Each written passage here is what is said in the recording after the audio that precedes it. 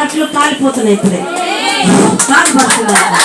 ఇప్పుడే ఆ తలలో ఉన్న ప్రతి కాడి విరిగిపోతుంది. ఎవరు దేవునికి వ్యతిరేకంగా ఉన్నారు? ఒక కుటుంబం. నువ్వు దేవుని పట్ల మొదటి ప్రేమ చూపిస్తలేవని దేవుడు సెలవిస్తున్నాడు. దేవుని మందిరం పట్ల మొదటి ప్రేమ కనపడతలేదని దేవుడు చూపిస్తున్నాడు. ఇదిగో నా కోపము రగలక ముందే నా రెక్కల కిందికి రమ్మంటున్నాడు దేవుడు.